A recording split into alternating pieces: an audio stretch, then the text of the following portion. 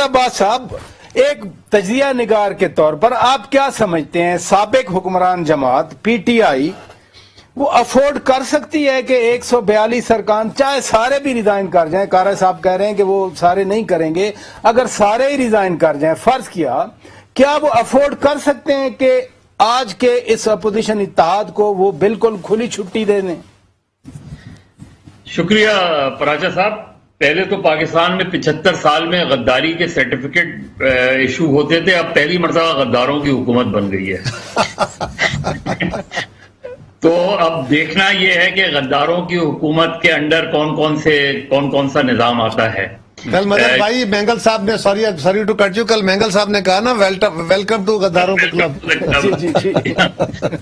لیکن یہ بات کائرہ صاحب کی 100% درست ہے کہ پہلا کام ہی جو بھی نئی حکومت ہو اس کو یہ کہ اس مسئلے کو کسی منطقی انجام تک پہنچائے. ایک ہائی پاورڈ کمیشن بنائیں، نیشنل ڈیفنس کمیٹی کی میٹنگ بلائیں، اس میں خود پرائم منسٹر پرپوز کریں کہ اس طرح کا کمیشن بننا چاہیے، اس میں ڈیپ روٹڈ جانا چاہیے ہیں اصل حقائق کیا ہیں، کیونکہ یہ اگلے 1-1.5 سال یہ چیز ہانٹ کرے گی جو بھی ہے. اور اگر واقعی اس میں کوئی اس طرح کے سنجیدہ سوالات اٹھتے ہیں تو اس کو دیکھیں. اور یہ خود جو گورنمنٹ بنے گی یہ اس کے انٹرسٹ میں ہے، اس کے انٹرسٹ میں ہو سکتا ہے کہ کچھ پلیئرز نے جا کے اس طرح کی گفتگو کی، تو پتہ ہونا چاہیے، لوگوں کو علم ہونا چاہیے کہ اصل میں ہوا کیا تھا، اور to the satisfaction of the opposition وہ کمیشن بنے تاکہ اپوزیشن بھی اس سے مطمئن ہو. اس چیز میں ٹرانسپیرنسی اسی صورت میں آئے گی. دوسرا رہا میں استعفے جو دے رہے ہیں، استعفے دینے کی وہ بات کر رہے ہیں. دیکھیے استعفے پہ میں ایک منٹ ابھی استعفے پر آتا ہوں، لیکن دوسری امپورٹنٹ بات ٹو بی ویری آنیسٹ، مجھے اپوزیشن کا یہ موو بالکل بھی صحیح نہیں لگتا جو انہوں نے یہ ووٹ آف نو کانفیڈنس کیا ہے. آپ نے ایک مرتبہ پھر ڈیموکریسی کو وہیں لا کے کھڑا کر دیا ہے.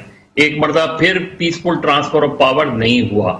ایک مرتبہ پھر کوئی پرائم منسٹر اپنی مدت پوری نہیں کر سکا، اور اب تو حکومت بھی اپنی مدت پوری نہیں کر سکی. اب آپ نے ان 3.5 سالوں کا بوجھ جو ہے وہ 1 سال کو اٹھانا پڑے گا. اب آپ کے پاس آپ کوئی لوگوں کو میجر ریلیف نہیں دے پائیں گے. آپ کو لوگوں کی یہ نکتہ میں آگے رکھا ہوا ہے، میں اس پہ آتا ہوں. یہ بڑا سنگین کوسچن ہے، لیکن میں چاہ رہا ہوں کہ ذرا یہ پہلے میں اس پہ بات کر لوں نا کہ استعفے دے رہے ہیں، کیا واقعی وہ افورڈ کر سکتے ہیں؟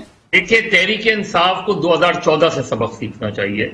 2014 میں دیے تھے نا قومی اسمبلی سے استعفے، کیا بنا اس کا؟ کیا منطقی انجام پہ پہنچا وہ کوئی کسی چیز پہ؟ دوسرے یہ کہ کولیشن گورنمنٹ اگر یہ 150 کے قریب جو اپوزیشن ہے یہ بہت تگڑی اپوزیشن، بہت بڑی اپوزیشن ہے، اور عمران خان صاحب اگر خود جا کے وہاں بیٹھیں تو یہ بہت ٹف ٹائم دے سکتے ہیں لیڈر آف دی ہاؤس کو اور ٹریجری بینچز کو، کیونکہ وہ کولیشن ہوگی. اور کسی بھی وقت کولیشن میں اگر دراڑ پڑتی ہے تو لا محالہ جو سینیریو ان کے فیور میں گیا ہے وہ ان کے خلاف بھی جا سکتا ہے. یعنی یہ کوئی اسٹیبل گورنمنٹ نہیں رہے گی. اگر استعفے دے دیے تو آپ نے ایک تو واک اوور دے دیا تقریباً. تو میرا خیال ہے جو بھی یہ سوچ رہا ہے استعفے دینے کی وہ بالکل غلط سوچ رہا ہے. عمران خان صاحب کو پوری تگڑی اپوزیشن کرنی چاہیے، ان کو باہر بھی کرنی چاہیے، ہاؤس کے اندر بھی کرنی چاہیے. جہاں بہتر ریفارمز ہو رہی ہوں ریفارمز پہ ایک تگڑی اپوزیشن کے طور پہ آنا چاہیے اور ایکسپوز کرنا چاہیے ٹریجری بینچ کو.